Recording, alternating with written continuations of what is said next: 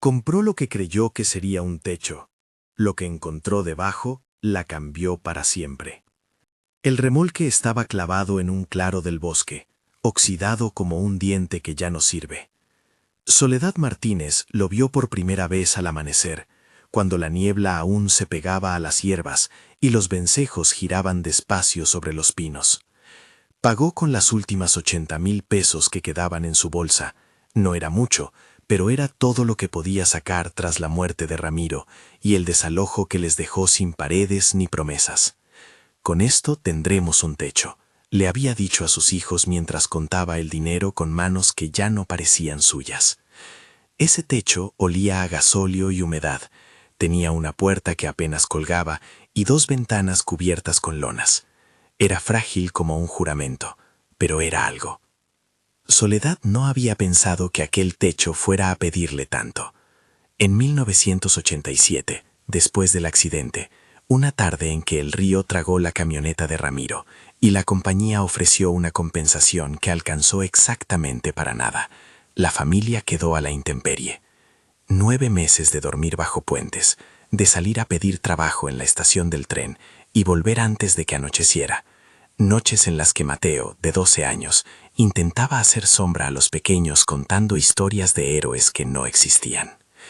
Soledad recordaba a Ramiro en fragmentos, la risa cuando cosía las botas, las manos llenas de astillas por cortar leña, la forma en que le decía, aguanta Sole, que ya verás.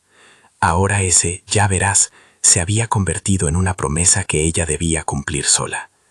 Los niños miraron el remolque con una mezcla de alegría y desconfianza. Luna y Estrella, ambas de 8 años, se peinaron con dedos torpes y pidieron pintura. Tadeo, de 5, ya había hecho de la lona un castillo. Luz, la bebé, dormía pegada a la madre como si adivinara que aquello era una isla. Soledad pasó la primera noche sin cerrar los ojos. Escuchó el motor lejano de un camión que rompía la tranquilidad. Imaginó las ratas que tal vez vivían entre las vigas y pensó en el frío que vendría cuando la sierra respirara con fuerza. A la mañana siguiente comenzaron a arreglar. No había electricidad ni agua corriente. Había paciencia, agujas para coser y una voluntad que se pegaba a cada clavo. Soledad barría con una escoba que no barría bien, movía trapos viejos y sacaba cosas ajadas que el remolque había dejado dentro. Fue Mateo quien, al levantar una plancha suelta del suelo, notó que el tablado crujía diferente. «Mamá, ven», dijo sin gritar, como si supiera que algunas cosas deben decirse en voz baja. Al principio Soledad pensó en otro escondite de ratas, en un nido de pájaros con trapos. La plancha cedió con un gemido, y una mano de serrín y tierra se abrió. Un hueco bajo el suelo, un refugio que no aparecía en el exterior. Lo distinto fue el sonido. No era un chillido de animal, ni el ruido húmedo de la tierra. Era una respiración entrecortada, un soplo humano que se apagaba como si el aire no le alcanzara. Soledad se inclinó. El olor que subió le atravesó la garganta. Mezcla de sudor, sangre seca y un olor químico que le recordó a la medicina para el ganado que su cuñado usaba. Alzó una tabla y una cabeza apareció. Pelo enmarañado, ojos que no habían aprendido a confiar. La cara de alguien que había vivido la adrenalina de la huida y la derrota en la misma noche. Tenía marcas en la cara, la mandíbula hinchada, una pierna vendada con un trapo que dejaba ver un hematoma oscuro. No era del lugar, la piel y el acento le delataban. Dijo Alex en inglés antes de balbucear algo en español que Soledad no entendió por completo. Luego, con un esfuerzo, pronunció su nombre otra vez, Alex Thompson. Para los niños fue como si apareciera un personaje de las historias de Mateo. Para Soledad fue una bomba. Ver a un joven extranjero escondido bajo su suelo, temblando, transformó la esperanza de un techo barato en una decisión que obligaría a toda la familia a elegir entre la supervivencia y la dignidad. No faltaron las preguntas, que Alex respondió a medias. Vio cosas, escuchó palabras, vio camiones que llevaban madera con compartimentos y hombres que hablaban de entregas. Su español era precario, las frases se le escapaban con acento, pero las imágenes eran claras. Me pegaron, me dejaron, me dijeron que si hablaba me buscarían. Ellos no son grupos buenos. No dijo nombres con certeza. Dijo con la voz rota que los hombres le habían confundido con otra persona que sabía demasiado. Algo así como haber sido testigo de un intercambio que no debía haber. El primer dilema apareció antes incluso de que la familia cerrara la tabla del cajón. Don Artemio, el dueño del aserradero del otro lado del valle, era conocido por su mano dura y sus bolsillos profundos. Había dicho en voz alta, en la plaza, que pagaría por información, por traición, por quien quisiera hablar. Soledad lo había oído una vez en la tienda. Hay gente que respira y reparte problemas. Y en voz baja sumó el precio que podría significar un rumor vendido en el lugar correcto. 80,000 pesos no eran solo un techo, eran comida, medicinas, la promesa de que Mateo no dejaría la escuela. Si alguien ofrecía más por un testigo atrapado, vender a aquel joven habría sido la solución rápida. La economía de la necesidad trama decisiones que parecen frías hasta que te obligan a tomarlas. Soledad miró a sus hijos, vio su mano, callosa de coser y limpiar, y el anillo de bodas que mantenía en la memoria de Ramiro. Pensó en la voz de su marido, cuida a los niños. No era una frase nostálgica, era un mandato que saltaba del pasado y le apretaba el pecho. No podía poner un precio a la seguridad con el que había venido a la tierra. No podía, dice ella luego en pensamientos que no quiso reconocer del todo, entregar a una persona a cambio de un plato más en la mesa. Pero no tomar la decisión tampoco era gratis. Proteger a Alex significaba vivir con miedo, esconder a un extranjero herido en una caja metálica en el bosque, buscar medicina sin preguntas, y en última instancia arriesgar la poca estabilidad que habían logrado. La balanza moral se inclinaba en silencio. ¿Cuánto pesa un techo frente a una conciencia? La discusión fue breve. No podemos dejarlo morir, dijo Mateo, de golpe más serio que nunca. En su cara se esbozó la determinación que solo dan los 12 años frente a la injusticia. Si se queda aquí, lo escondemos. Si lo descubrimos, me enorgullezco de haberlo intentado, añadió como si fuera una sentencia. Soledad no tenía otra voz que su instinto, ese que la había mantenido viva cuando Ramiro ya no tenía aliento. Así que decidió. Lo escondieron. Primero hubo curas improvisadas. Soledad no era enfermera ni tenía manos templadas para la medicina. Tenía mezcal, un frasco pequeño que guardaba para los resfriados persistentes, una resina espesa que su madre había usado para cerrar heridas y una aguja gruesa que sacó de la costura. Llamó a su cuñado por teléfono con la voz temblorosa y le pidió un poco de penicilina para ganado. No preguntó demasiado sobre ética ni protocolos. La medicina rural funciona con reglas propias. Si salvas a alguien en tu casa, no preguntas, actúas. Con eso le inyectaron a Alex un antibiótico que, aunque no ideal, podía detener una infección peligrosa. Le lavaron la herida con agua caliente y mezcal, le vendaron la pierna como pudieron. Pero la cura física no era todo. Alex tenía frío en los ojos, lo que delataba un miedo que no se curaba con alcohol. Soledad sentó a los niños en la puerta y les dijo la verdad con palabras que no cantaban ni escondían. Hay un hombre herido abajo. Le ayudaremos en silencio. Les prohibió hablar a quienes no conocieran personalmente. Les enseñó la clave del silencio, esa que los niños aprendieron con rapidez, porque sabían que la vida puede cambiar con una voz de más. Esa noche, Soledad no durmió. Escuchó los ronquidos suaves de Tadeo, el sueño acelerado de Mateo y el latido de su propio miedo. Bajó la mirada al cajón donde Alex respiraba. Pensó en venderlo, otra vez, y en cómo un billete humano sería un alivio temporal. Pensó en los ojos de su hija Luna, que al día siguiente quería pintar la puerta del remolque de azul. Se imaginó la carcasa del remolque convertida en hogar digno, una idea que le tocó la garganta con ternura y desesperación. A la vez, vio la sonrisa de Ramiro en un recuerdo nítido y supo que la promesa que le había hecho en vida valía más que un sobresalto económico. Al amanecer, cuando la niebla todavía hacía de la sierra un lugar de penumbras, Soledad tomó una decisión que sonó a contrato. Iba a proteger a Alex al precio que fuese necesario, pero necesitaba ayuda. No solo medicinas, sino alimentos, algún papel que justificara su presencia si alguien preguntaba, y aliados que no miraran con ojos de negocio. Fue por el camino del pueblo hasta la tienda de don Elías, el tendero, un hombre de mano gruesa y sonrisa administrada, que conocía las rutas de la comarca y la generosidad medida. La tienda de don Elías era cálida y olía a pan viejo y a café. Había un pasillo donde se vendía desde sal hasta clavos, y en una estantería las botellas de mezcal que Soledad ya conocía. Entró con prisa contenida, con el bebé en la espalda, y pidió hablar en voz baja. «Don Elías, necesito ayuda», dijo. «Hay un hombre, herido, no podemos decirlo en voz alta». El tendero la escuchó, sus manos sobre el mostrador, la mirada moviéndose con la experiencia de quien ha visto a la sierra morder la vida. No ofreció preguntas que pudieran excavar más. Dijo que tenía una caja de vendas, algo de arroz, y que podía prestarles unas mantas sin cobrarles por una semana. Pero Sole añadió con gravedad: si alguien pregunta, no digas que lo viste aquí.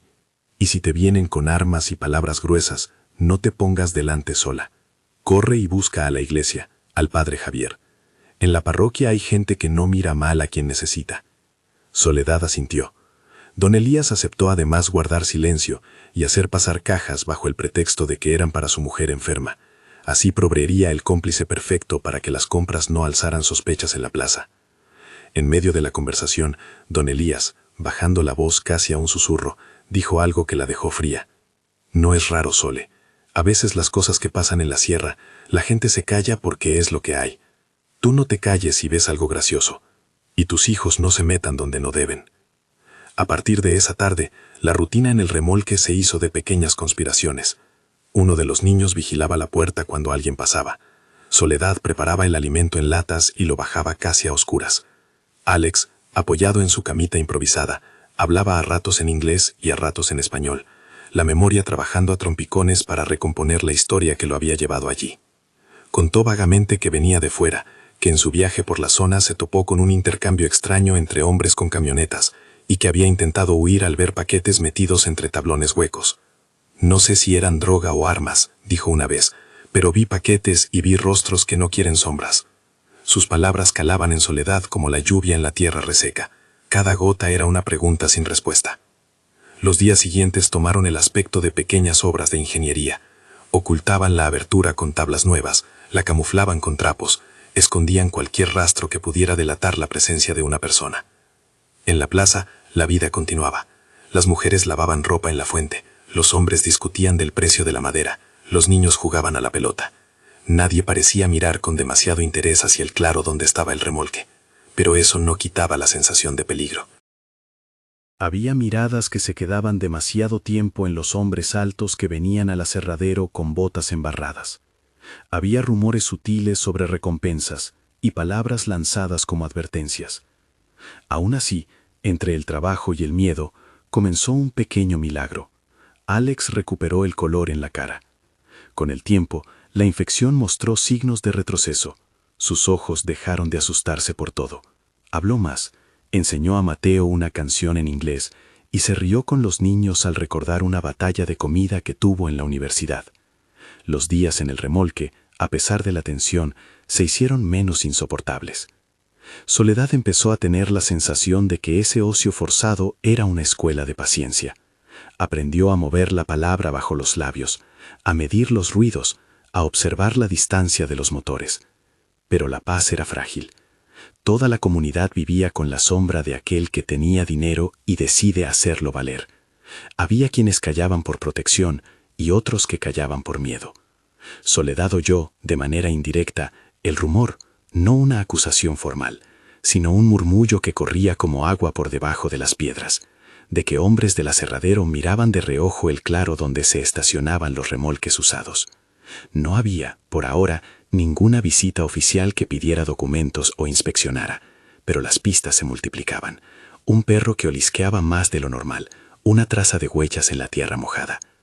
Esa tarde, cuando el sol pegaba plano y el calor dejaba a todos somnolientos, Soledad subió a la azotea del remolque con una tabla y una lata de pintura.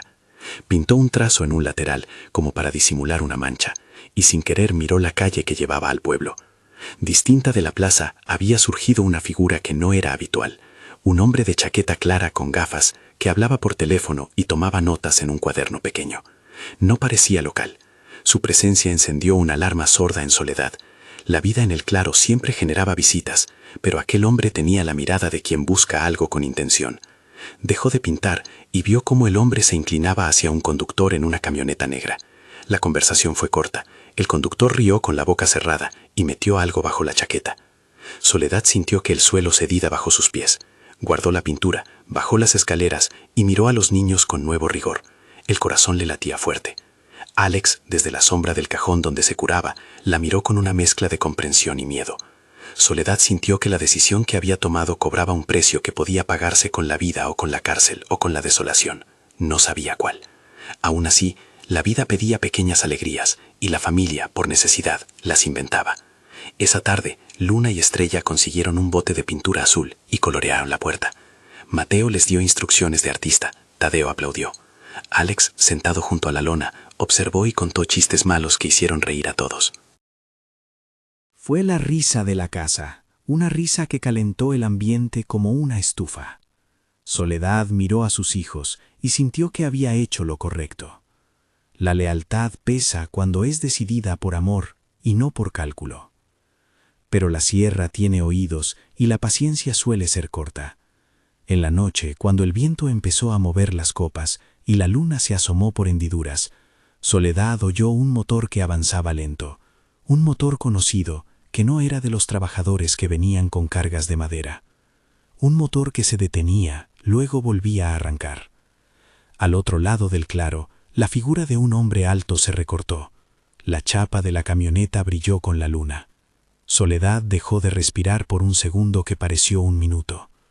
Caminó hacia la tablilla del cajón donde Alex yacía, lo cubrió con una manta y le susurró: «Si te llaman, tú no sales. ¿Me escuchas? Prométeme que no vas a salir». Alex asintió con la cabeza, con los dientes apretados, y Soledad sintió que la decisión de proteger se convertía en una misión que tenía más fuerza que el miedo. Cerró la tapa del cajón sin hacer ruido, y por primera vez desde la compra del remolque, rezó sin palabras, invocando algo que no sabía si era Dios, Ramiko, o simplemente la costumbre de pedir a lo que ya no se ve. A la mañana siguiente, Soledad vio huellas frescas alrededor del remolque. No eran muchas, pero hablaban. Hicieron el camino hasta la esquina donde el barro mostraba las marcas de botas. Comprobó que no había pisadas que enviaran un mensaje directo a la puerta del cajón, pero lo somero del rastro bastó para que su corazón se apretara. Había llegado la primera llamada del peligro. Alguien había estado cerca. No se oyó una voz que gritara su nombre ni una orden, pero en los ojos de los niños la tensión se iluminó con la misma claridad de una alarma.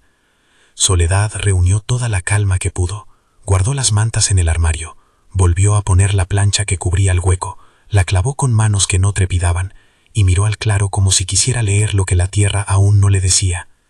La vida, pensó, anda en la delgada línea entre lo que ocurre y lo que podría ocurrir. Y esa noche, en el remolque, cada respiración se convirtió en una cuenta pendiente. La decisión ya estaba tomada, proteger a Alex, pese a todo. Pero la protección exige herramientas que apenas tenía. Necesitaba aliados, provisiones, cobertura. Y mientras la sierra seguía su rutina de sombras y sonidos, Soledad comprendió que la próxima jugada no podría ser solo de ella. La comunidad, el tendero, incluso la iglesia, eran eslabones de una cadena que debía activarse. El primer eslabón había sido don Elías, ahora vendría el siguiente. ¿Cómo mover, con sigilo y astucia, una persona fuera de un hueco en el suelo, hacia algo que se pareciera a seguridad? Esa tarde, mientras los niños jugaban a las cartas, con regias que inventaban a la medida de su falta de moneda, Soledad dejó al bebé con la abuela de la esquina y regresó a la tienda a recoger un paquete de vendas. Al entrar, notó que la puerta estaba entreabierta y alguien dejó caer un papel en el suelo en voz baja. Un hombre conocido por su paso firme y su sonrisa de cajero, don Chema, la miró con complicidad. «Te dejamos esto», murmuró, y le entregó una pequeña bolsa con un sobrescrito que contenía algo más que vendas. Había una nota con una dirección indudablemente neutral, y una palabra: escondite. Don Chema no preguntó. Soledad no dijo nada. Se despidieron como si se tratara de algo natural en un pueblo donde la solidaridad se hace con acuerdos en voz baja. Al cruzar la plaza, Soledad vio de reojo a Padre Javier en la puerta de la iglesia. Lo saludó con la cabeza. Él, sin preguntar, inclinó la cabeza y dijo: «Cuenta conmigo si necesitas». En ese gesto no había religión. Había una paraguas que no falla cuando la lluvia viene con violencia. Soledad pensó que, tal vez, no tendría que hacer todo sola. Esa noche, ya con la caja de vendas y la manta extra, Soledad bajó al cajón y vio a Alex dormido por fin, la respiración más pausada. La calma era un bien provisional. Afuera los grillos cantaban sin mala intención. Ella se sentó al borde del cajón, miró la luna y pensó en Ramiro, en sus manos y en la promesa de cuidar a los hijos. Comprendió que el remolque que había comprado no era solo un techo, era un umbral.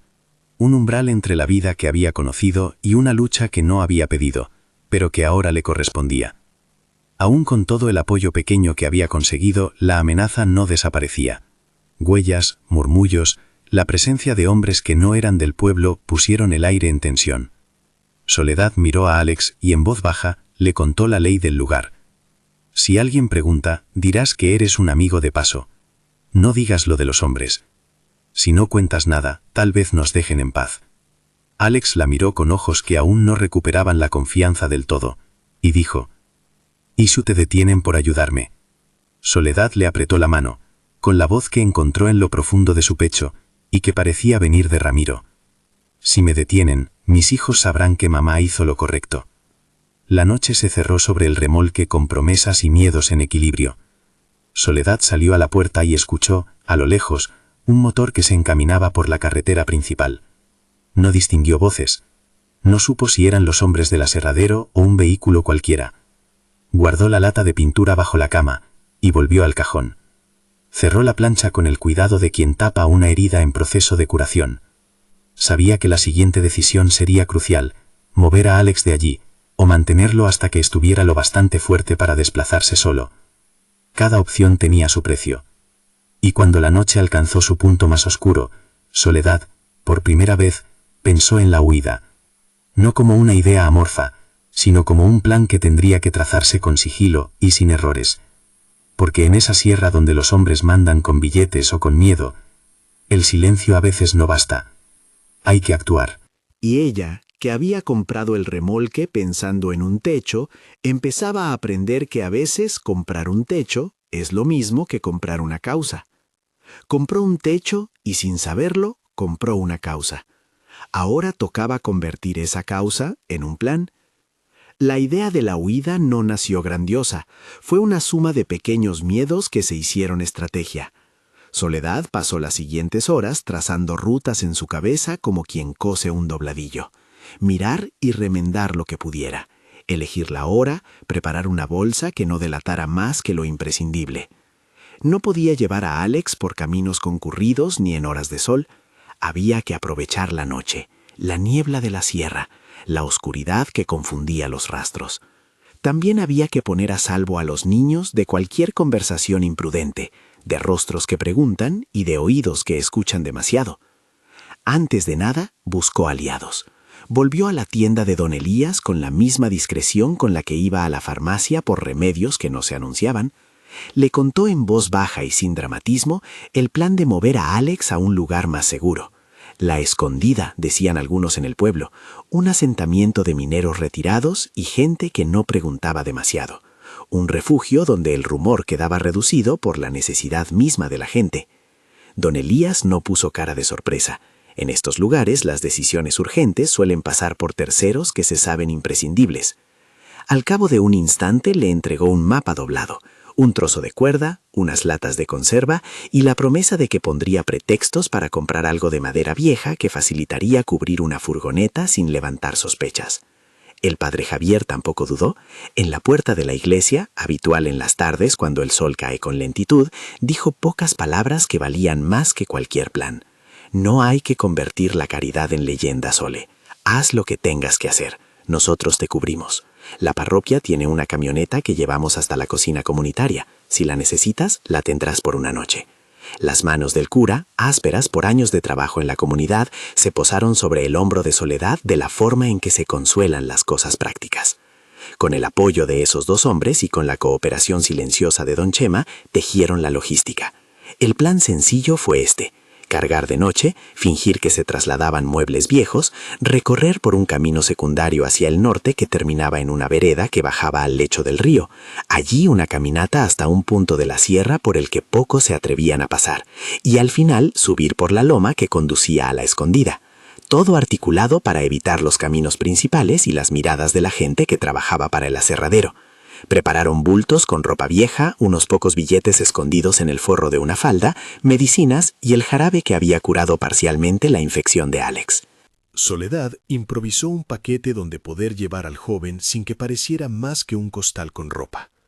Alex, aunque ya caminaba con cautela, sabía que no podía mostrarse en público demasiado. se envolvió en mantas y dejó que Mateo lo cubriera con un saco viejo como si fuera un fardo más.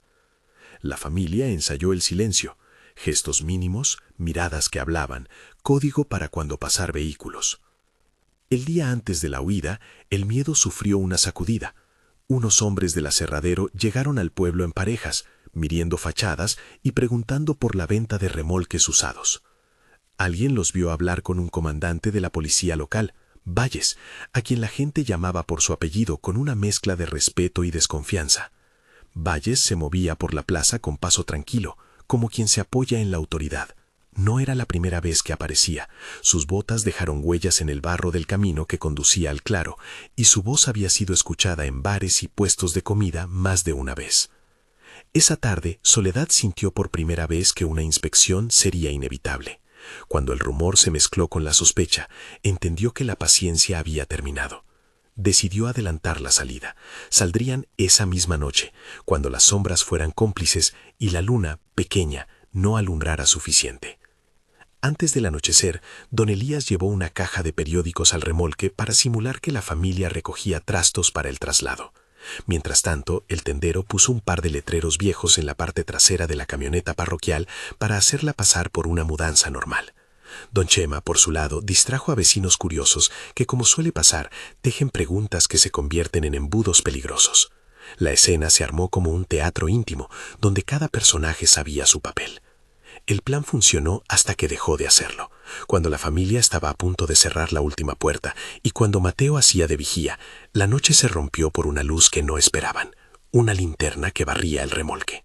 Una voz, firme y sin demasiada cortesía, preguntó desde afuera, ¿hay alguien ahí? Era Valles, acompañado por dos hombres que no pertenecían al pueblo, hombres de botas altas y manos con cicatrices de trabajo. Había algo en su forma de hablar que no buscaba cordialidad. Venían a revisar.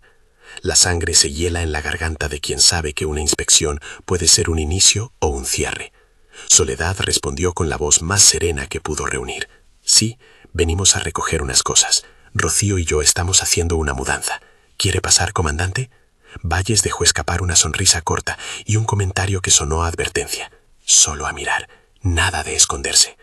Su tono decía que mirar era suficiente para sembrar miedo.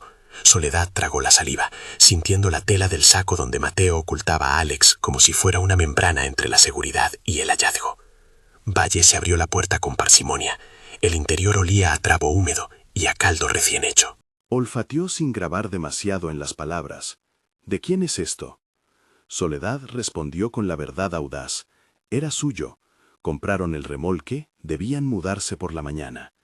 El comandante llevó la linterna bajo el colchón. En los armarios, revisó la cocina improvisada, miró los cajones y terminó por ponerse de pie como quien ha cumplido un rito sin hallar ofrenda. Entonces, con un gesto que no parecía buscar hacer daño, levantó el pie y dio una patada donde estaba la plancha que cubría el hueco. El sonido fue seco, un golpe que se recorrió como un latigazo por las tablas. Soledad sintió cómo el corazón se le encogía. Por un instante imaginó que la madera saltaría como una tapa y que la vida de Alex se desharía en segundos. La plancha se movió, cedió apenas, y por un milagro o por lentitud de manos se quedó apenas desajustada. Valles resopló y masculló unas palabras sobre el mal estado de los remolques y la gente que guarda cosas ahí. Dijo que lo ideal era que arreglaran la solera, y se retiró dejando una advertencia en forma de mirada que hacía presagiar que volvería si algo le oliera mal. La tensión no bajó con su partida. Durante horas las manos de Soledad temblaron y la respiración de los niños tuvo un ritmo irregular. La patada había sido la primera señal explícita de que buscarían con más insistencia. Soledad comprendió que había que actuar sin demora. O se movían esa noche o esperarían a una inspección que vendría con menos contemplaciones, y quizás con violencia abierta. La noche de la huida fue de esas que parecen dilatadas por la adrenalina. Empaquetaron con una eficiencia que sorprendía a todos. La cuna desmontada, la ropa de los niños en una manta, la bebé envuelta en un chal. Don Elías apareció con la camioneta parroquial, cubierta con lonas que ocultaban bultos simulados. A su lado, un hombre del coro que había jurado no mirar y que ahora guiaba con la luz de su faro la dirección correcta. La despedida al remolque fue mínima y sin ornamentos. Soledad cerró la puerta como quien sella un capítulo y no se permitió mirar atrás hasta que la camioneta dobló por la vereda. El trayecto hasta el punto de desembarco estuvo lleno de pequeños riesgos. Un todoterreno pasó demasiado cerca, una pareja discutía en la carretera y su voz fue como un relámpago que obligó a detenerse. En otro tramo, un perro comenzó a perseguir la cola de la camioneta, haciendo ladridos que se clavaban en la noche. Mateo, con la mirada de quien aprende a ser hombre de la familia, bajó y atajó al animal con un paño y con una mano más firme de lo que su edad sugería. El corazón de Soledad latía en su garganta, en la punta de sus dedos, en cada respiración contenida. Llegaron al río cuando las estrellas estaban altas y la bruma pegajosa. Allí la camioneta se detuvo y la familia continuó a pie, algunos con mochilas, otros cargando a quienes no podían. Todo el tiempo, el peligro pareció seguirlos de cerca. Se oyeron motores en la distancia que se acercaban y se alejaban con esa promesa de averiguación que hace sudar las manos. Avanzaron agazapados por senderos que atravesaban maleza y rocas, con la ayuda de una cuerda que sirvió de talismán, sujetando a Luz para que no tropezara. En un momento, una luz bajó por la ladera, y alguien desvió la cabeza con un susurro. «¡Aguantad, que se callen las ramas!». El descenso por el cañón fue la parte que la gente recuerda con más detalle, un clímax que haría temblar a cualquiera. La ladera donde se había trazado la ruta era empinada, con piedras sueltas y la amenaza de caer expuesta como un filo. No había cuerdas profesionales. Habían improvisado con una antigua red de pesca que don Elías guardaba y con la cuerda del tractor parroquial. Cada paso fue una decisión. Cada mano que se apoyaba en la roca era un voto por seguir con vida. Las madres de la comunidad que acompañaban en silencio arreglaban el paso para los niños, daban impulsos, colocaban los pies donde la inspiración ya no llegaba. Los disparos empezaron como un rumor que nadie quiere creer. Al principio, a lo lejos, un crujido que podría ser rama. Pero cuando la metralla comenzó a rasgar la noche, los sonidos ya fueron inequívocos. Chasquidos secos, rocas que caían y el viento que llevaba el eco del riesgo. Un balazo alcanzó una piedra y ésta salió despedida como una moneda al aire. Uno de los compañeros de huida, un minero llamado Silvestre que había prometido llevar a la escondida su vieja pipa, recibió una esquirla en la pierna y maldijo con la voz rota. Mateo, con la sangre caliente de adolescente que no entiende del todo las consecuencias, se plantó en un punto de la ladera con la decisión de proteger a quien llevaba. Ayudó a bajar a Alex, que ahora se sentía más liviano por la cercanía de la comunidad que le prestaba su abrazo. En un trecho, una roca cedió. Tadeo, que iba muy cerca de la lona donde aloja a la bebé, resbaló y quedó colgando con las manos en un arbusto. Soledad, sin pensarlo, lanzó la mano y agarró al niño. En ese gesto hay un tiempo que no existe, una eternidad donde una madre se convierte en posibilidad única de resistencia. La mano de Soledad le sujetó el cuerpo y con la otra hizo fuerza para recuperar el equilibrio. Una piedra, sin embargo, golpeó la espalda de la mujer que iba delante y dejó un raspón en el hombro de tamaño que sangró poco, pero que quedó como recordatorio de cuán cerca habían estado de no llegar. Los perseguidores no iban a dejar la persecución tan pronto. Una figura armada gritó desde arriba, un comando que quería mostrar su poder. Uno de los hombres gritó órdenes. «¡Deteneos, cabrones! ¡Salid con las manos en alto!». Pero la respuesta que recibieron fue la oscuridad organizada, el lugar donde la gente que huye se hace pequeña y difícil de describir. La comunidad se movió con la práctica de quien ha vivido en clandestinidad. Pasos cortos, movimientos sincronizados, voces apenas susurradas.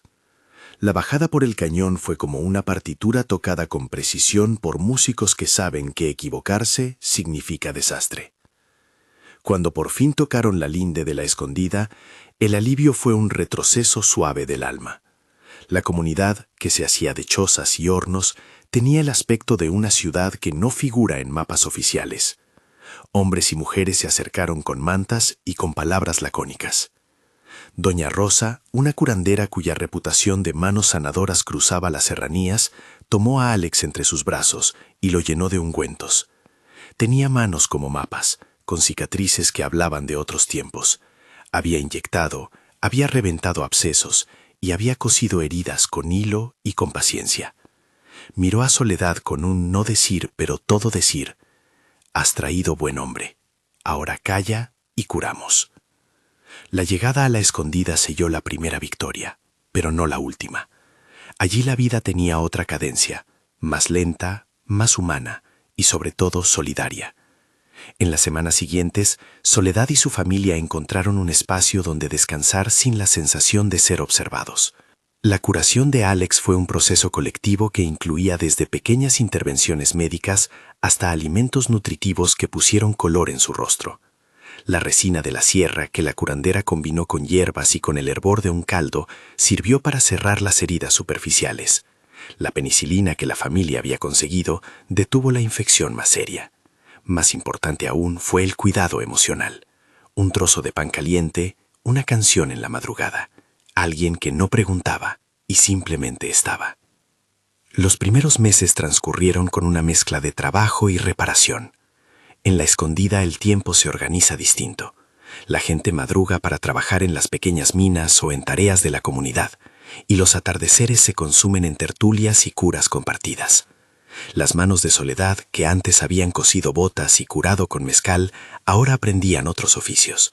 Le enseñaron a trabajar con la madera del lugar, a hacer pequeñas tablas, a tejer un abrigo que luego venderían en el mercado de un pueblo cercano para pagar cuentas pendientes.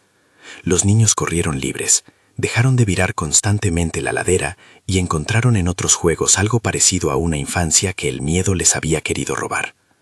Alex, por su parte, experimentó cambios visibles. De ser un cuerpo hecho de miedos, pasó a ser un joven con planes fríos y ojos que recuperaban la claridad. Comenzó a enseñar inglés a los niños de la escondida, como si la deuda de la supervivencia quisiera transformarse en algo útil. Sus risas con los pequeños se convirtieron en remedio. La comunidad le pidió que contara historias de lugares lejanos, y él, poco a poco, aceptó. Además, comenzó a colaborar en pequeñas reparaciones del campamento, a ayudar en la cocina y a participar en los trabajos nocturnos que aseguraban el alimento para todos. Lo que no sanaba con mesura fue la herida de la desconfianza. Alex dormía con un ojo más puesto en la ventana que en la almohada. Cualquier ruido le hacía erguir la cabeza y repasar la noche. Soledad notó que había algo en su mirada que no se curaba con té, ni con pan, ni con buenos días. La memoria de lo que había visto.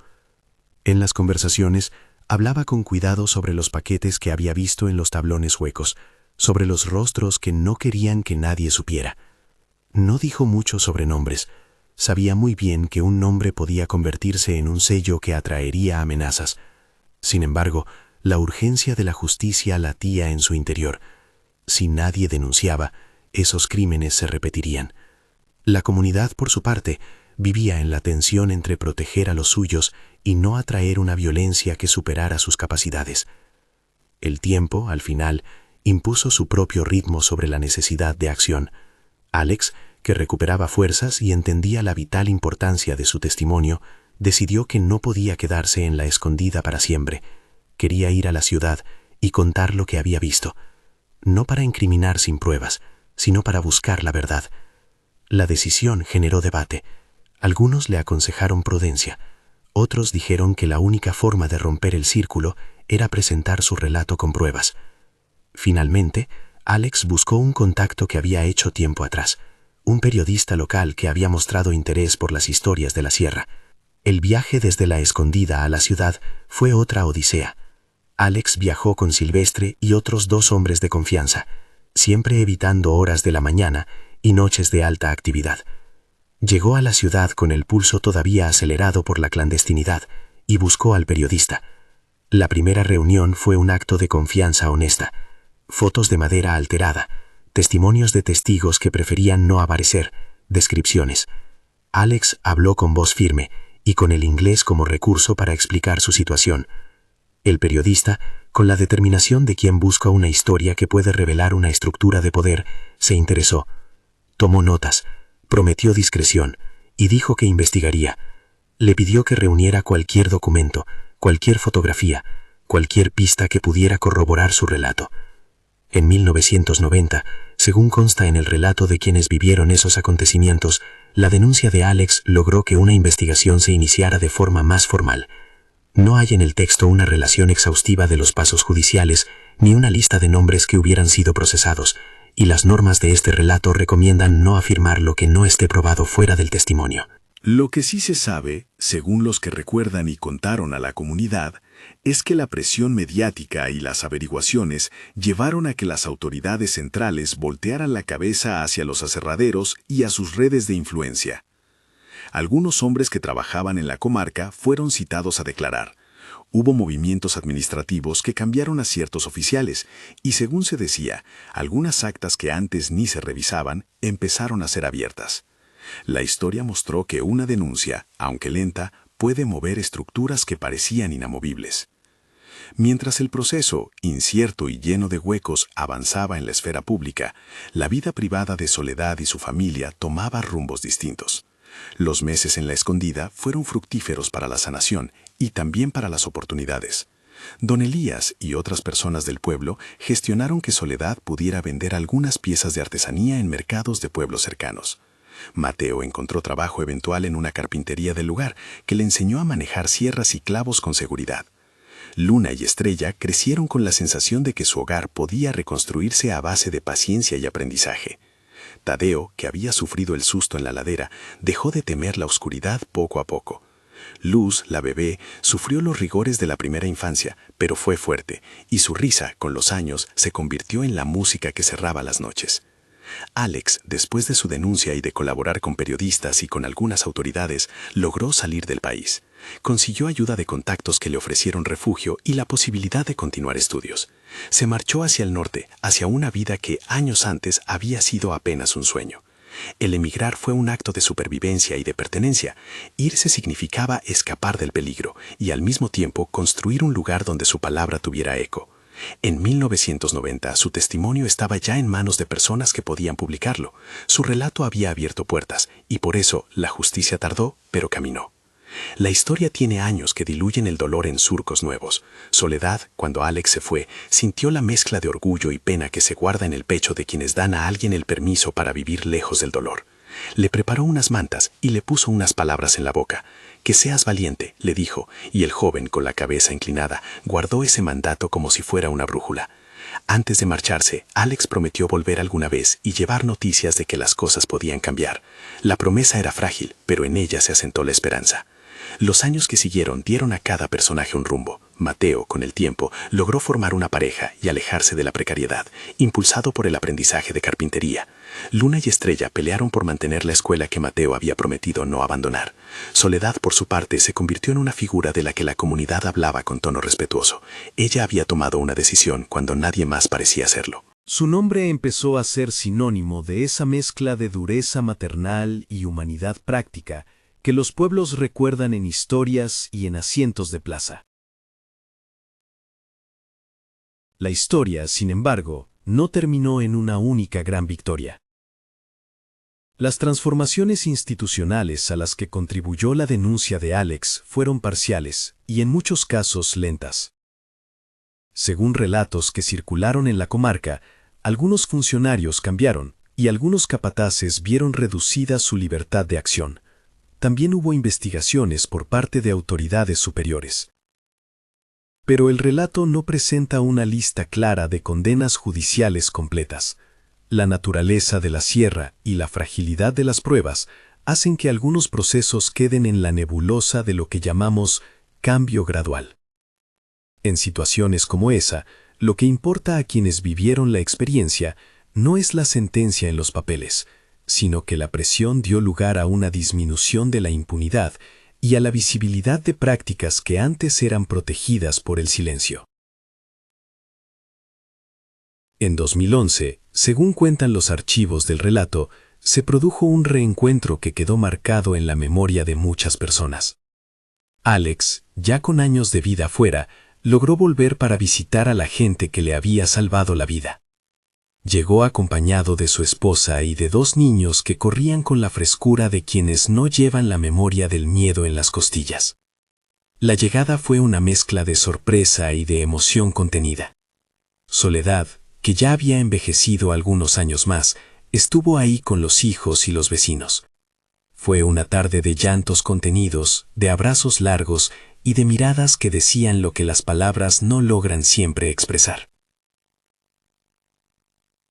El reencuentro en Denver, o en la ciudad donde se juntaron, según lo que recuerdan algunos, fue una escena que la comunidad contaba con orgullo.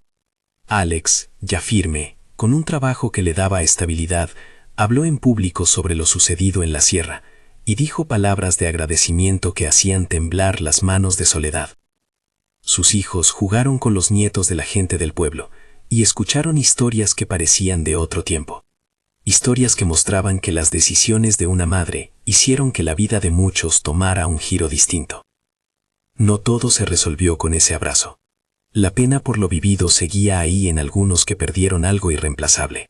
Pero la sensación general fue de que, a pesar del retraso de la justicia, la verdad había logrado abrir una quebrada en el terreno del silencio. Con el paso de las décadas, lo que queda claro es que la vida de Soledad se reconstruyó en capas.